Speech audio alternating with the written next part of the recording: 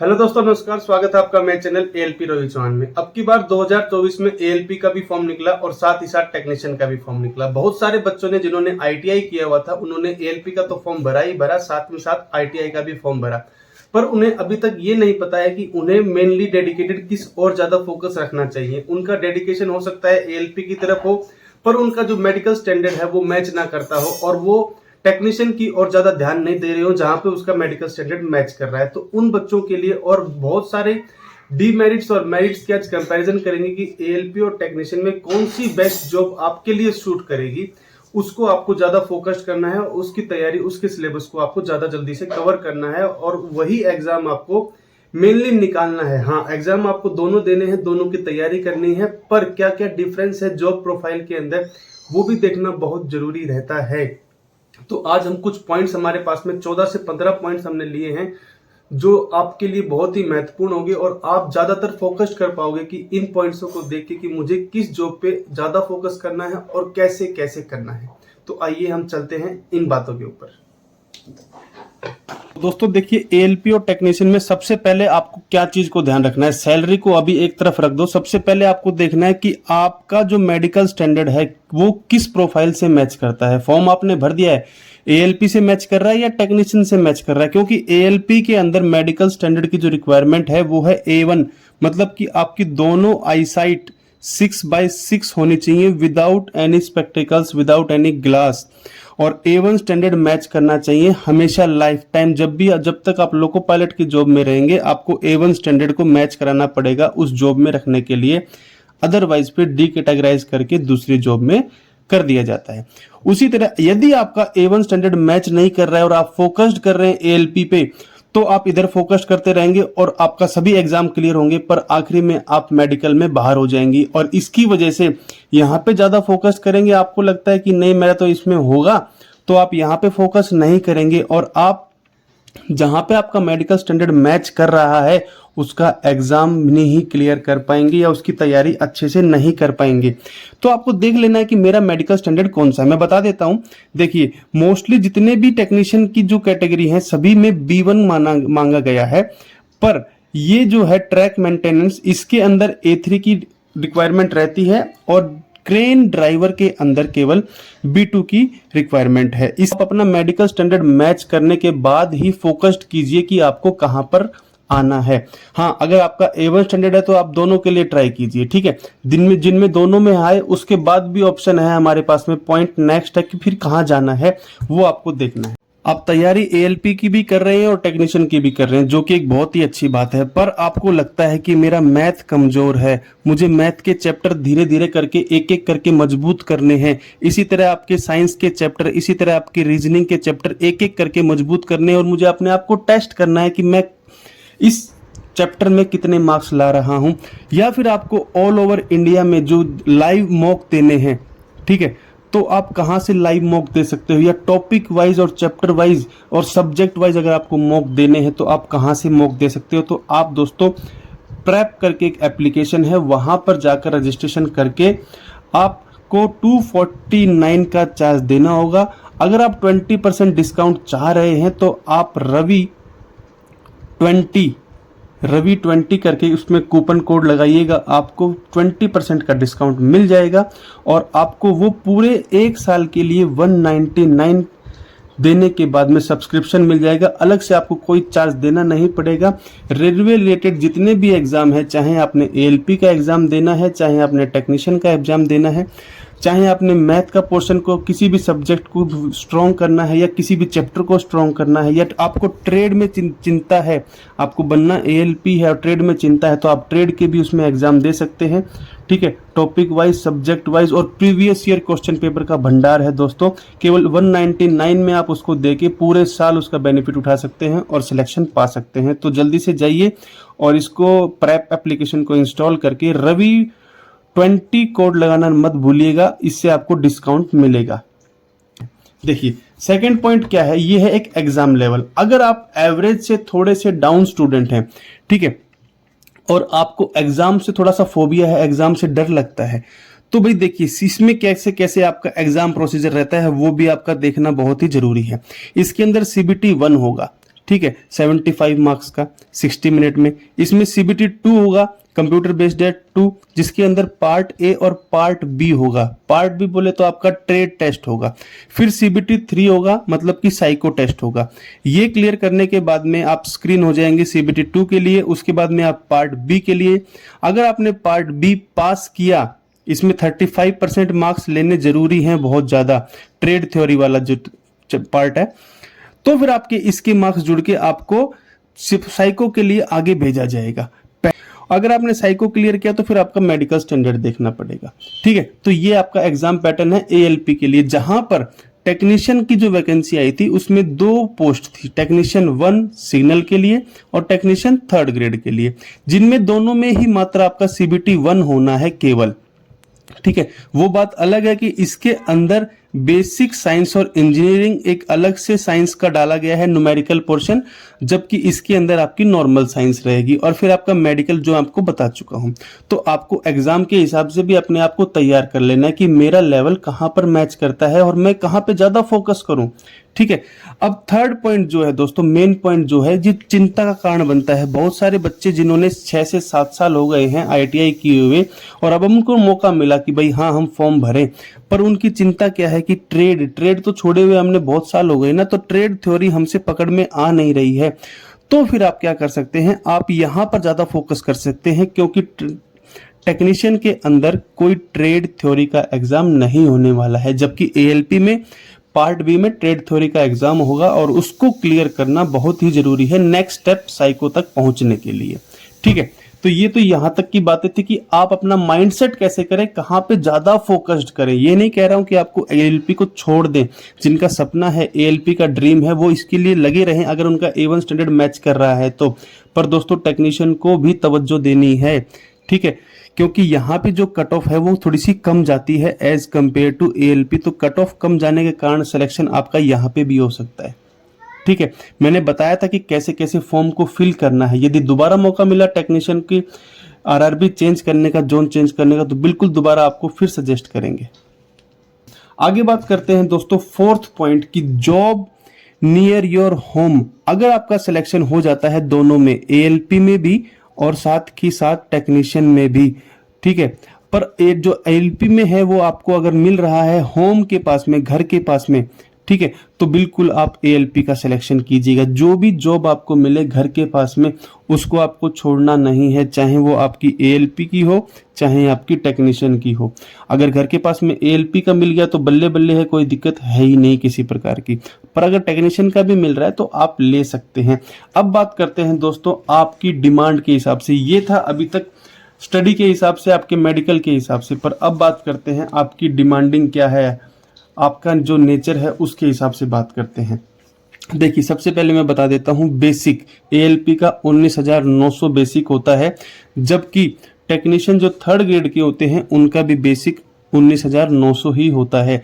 पर जो 1st grade signal technician होते हैं उनका बेसिक 29,200 रुपए होता है दोस्तों।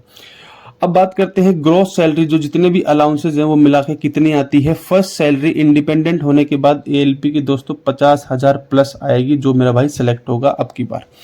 वही बात करते हैं अगर टेक्नीशियन के जो है 3rd ग्रेड, उसका बेसिक इतना मिलता है तो ग्रॉस फर्स्ट सैलरी आपकी रहेगी 35,000 के आसपास। वहीं टेक्नीशियन 1st ग्रेड सिग्नल वालों की 45 से 50 के बीच में सैलरी रहती है। अब इतना ज्यादा गैप किस वजह से है ALP और टेक्नीशियन के बीच में सैलरी का, तो मैं बता दूं आपको, ये जो 2 अलाउंस मिलते हैं इनको, ये एक बहुत ही बड़ा गैप क्रिएट करते हैं। देखिए, अगर आप 1 किलोमीटर गाड़ी चलाते हैं तो आपको 3.91 किलोमीटर अभी हमें इतने रुपीस मिलते हैं प्रति किलोमीटर, पर किलोमीटर के हिसाब से। मान लीजिए आपको करीबन 4 रुपए मिलते हैं। अगर मेरा जो नॉर्मली किलोमीटर चलता है वो 6,000 किलोमीटर हमारा मंथली रन करते हैं हम, तो आप इसको 6,000 को 4 से गुना करेंगे तो करीबन 24,000 रुपए हमारे किलोमीटर अलाउंस के आते हैं। और जो मेरा बेसिक वगैरह बनता है, जो कि इनके हिसाब से बनता है 35, इतना तो मेरा बनता ही बनता है और ये ऊपर भी बन जाता है, तो हमारे जो पैसे हैं वो एक्स्ट्रा बनते हैं, ठीक है। पर जब आप आएंगे एएलपी में तो आपका ये जो थोड़ा सा रेट है ये थोड़ा सा कम रहता है, 3.76 के आसपास रहता है, तो आपको 50-55 के आसपास सैलरी आ जाएगी। अब आपको डिसाइड करना है कि सैलरी पर फोकस करना है या टेक्नीशियन में आराम वाली जॉब पे फोकस करना है। अब बात करते हैं नेक्स्ट पॉइंट, देखिए आपसे रिलेटेड ही है। यदि आप घुमक्कड़ हो, यदि आप एडवेंचरस टाइप लड़के हो, अगर आपको घूमना पसंद है, आप नेचर को पसंद करते हो, हरी भरी वादियां पसंद करते हो, आपको स्पीड लवर हो, आपको 130 पे गाड़ी चलाना पसंद है, 110 पे गाड़ी चलाना पसंद है, एडवेंचर पसंद है, कभी कभी नदी आ रही है, कभी नाले आ रहे हैं, कभी आपके पास में ब्रिज आ रहे हैं, कभी पहाड़ हैं, कभी वादियां हैं, तो आपको इधर इस जॉब में जाना चाहिए। अगर आप फूड लवर हैं, कभी घर का खाना खा रहे हैं, कभी बाहर का खाना खा रहे हैं, ठीक है, कभी पूना जा रहे हैं, कभी मनमाड़ जा रहे हैं, कभी सोलापुर, कभी कर्नाटक, इस तरह से अगर आपको खाने अच्छे अच्छे खाने पसंद है, ठीक है, डिशेस का आनंद लेना चाहते हैं, फेम लवर पसंद है आपको, देखिए जब आप गाड़ी चलाएंगे तो आपको बहुत सारे बच्चे भी आके हमें मिलते हैं, बात करते हैं, मिलना चाहते हैं, बात करना चाहते हैं, ठीक है। आपको ट्रेन पसंद है, बहुत सारे बच्चे एएलपी लवर इसीलिए हैं क्योंकि उनको ट्रेन और लोको पसंद है, उसमें बैठना पसंद है, ठीक है। और आप अगर अलग अलग प्रकार की जॉब डेली चाहते हो, देखिए टेक्नीशियन में क्या होगा आपको पता है, मुझे जाके अगर आप पैसेंजर गाड़ी के टेक्नीशियन है तो आपको पता है कि मैं एसी फिटर हूं तो मुझे एसी का मेंटेनेंस करनी है, रोज ही ये चीजें डेली वही काम वही जगह। पर आपको पता है कि अगर आपने एएलपी में जॉब पाया है तो कभी आपका अगर गुड्स में भी नंबर आता है तो कभी आपको गिट्टी गिराने का काम दिया जाएगा, कभी आपको रेल गिराने का काम दिया जाएगा, कभी आप अपने स्टेशन से दूसरे स्टेशन जा रहे हैं, कभी आपको क्रेन में बिठाया जाएगा, कभी आपको दूसरी गाड़ी में बिठाया जाएगा, कभी आप फौजियों गाड़ी में बैठेंगे, तो ऐसे बहुत सारे अलग अलग डेली जॉब आपकी चेंज होती रहती है। तो ये एक एडवेंचरस टाइप की जॉब है, अगर आप करना चाहते तो आप अपने हिसाब से देखिएगा।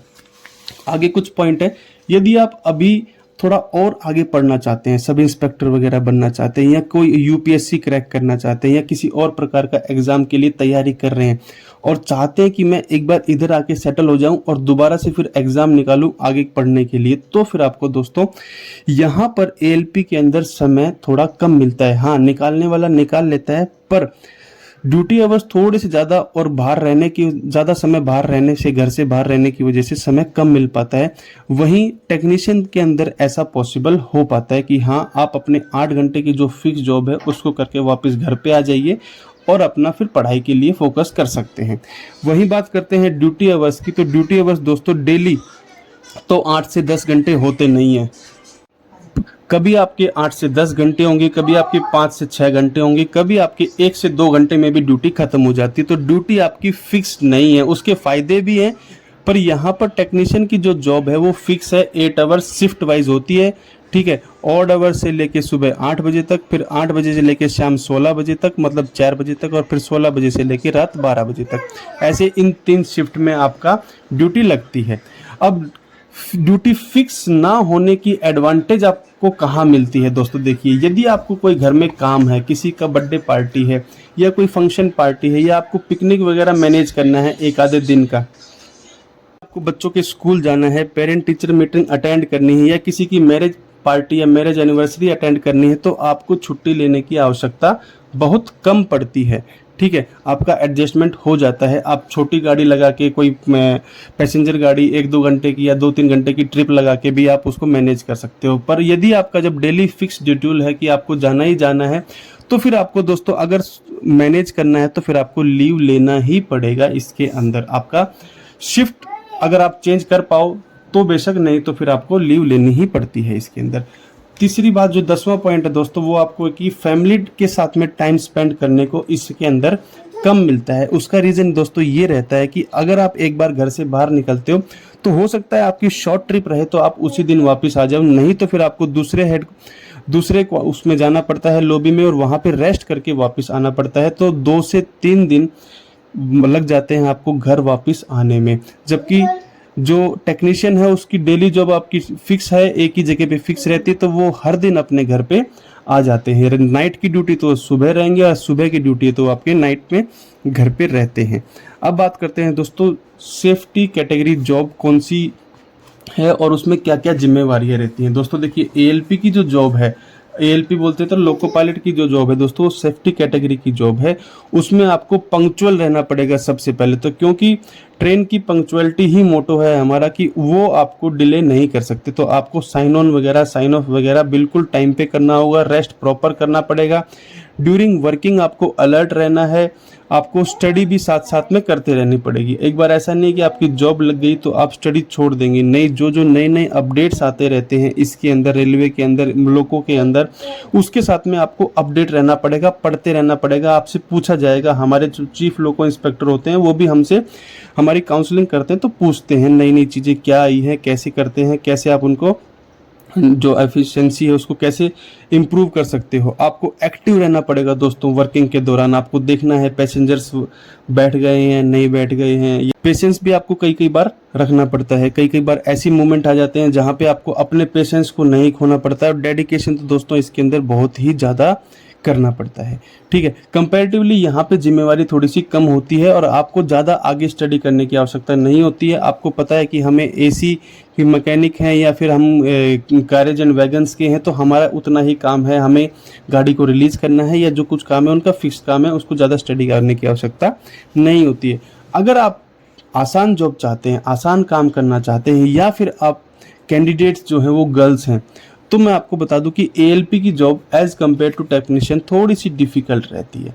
ठीक है, पर वहीं दूसरी तरफ देखा जाए तो यहाँ पे जॉब में बस आपको बैठना होता है। ठीक है, और अलर्टनेस और पंक्चुअलिटी को मेंटेन रखना पड़ता है। ठीक है, आसान जॉब भी है पर देखा जाए तो थोड़ा सा क्या है, डिफिकल्टी भी है कि यहाँ से इधर जाना, उधर से इधर आना, 2 दिन में वापस आना।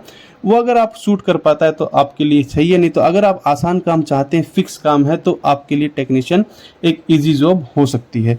दूसरी तरफ वही 13 पॉइंट मैंने आपको बताया कि लोको पायलट का कोई शेड्यूल नहीं होता, तो आप इन चीज़ों को मेंटेन नहीं कर पाते। हम कोशिश ज़रूर करते हैं कि हम गेम खेलें, हम स्पोर्ट्स खेलें, हम जिम जाएं, ठीक है, गिटार सीखें, पर एक पंक्चुअलिटी मेंटेन नहीं होता, एक शेड्यूल मेंटेन नहीं हो पाता है जहाँ पे आप टेक्नीशियन के अंदर रहते हुए इस चीज़ को मेंटेन कर सकते हो। मोस्ट इम्पोर्टेंट चीज़ दोस्तों जिसको हम अब ज़्यादा तवज्जो नहीं देते फेस्टिवल में। दोस्तों देखिए, ट्रेन जो है वो कनेक्टिविटी का काम करती है, एक शहर से दूसरे शहरों पे आदमियों को जोड़ने का काम करती है, और फेस्टिवल के समय ही एक आदमी दूसरे आदमी से जुड़ता है, मिलता है, तो उस समय छुट्टी सभी को नहीं दी जा सकती है। बहुत कम ऐसी बात देखा गया है कि फेस्टिवल हमने हमारे घर पे मनाया है। ज़्यादातर हमारा जो फेस्टिवल है वो लोगों के अंदर, इंजन के अंदर ही मनता है। तो फेस्टिवल के समय छुट्टियाँ बहुत ही कम मिलेंगी आपको, इस चीज़ से आप पहले से ही तैयार रहें। पर वहाँ पे आप टेक्नीशियन के अंदर आप अपना फेस्टिवल को सेलिब्रेट कर सकते हो, ज़्यादा दिक्कत आपको नहीं आएगी। तो ये कुछ दोस्तों इम्पोर्टेंट बातें थी जो मुझे लगा कि आपके साथ में शेयर करना चाहिए, ताकि आप डिसाइड कर लें, आप फोकस्ड हो जाएं कि किस जॉब के ऊपर आपको ज़्यादा फोकस करना है। हो सकता है आप जेईई की तैयारी कर रहे हो सकता है आप NTPC के लिए वेट कर रहे हो, तो बिल्कुल आप तैयार कीजिए अपने आप को। अगर आपको किसी प्रकार का और कंपैरिजन या डाउट रह गई है तो दोस्तों आप बिल्कुल कमेंट कीजिएगा, हम कोशिश करेंगे आपके जवाब देने का। ठीक है, वीडियो अच्छी लगी तो वीडियो को लाइक कीजिएगा, शेयर कीजिएगा, और दोस्तों मॉक टेस्ट जरूर लगाते रहिए, अपने आप को इम्प्रूव करते रहिए। जय हिंद, जय भारत।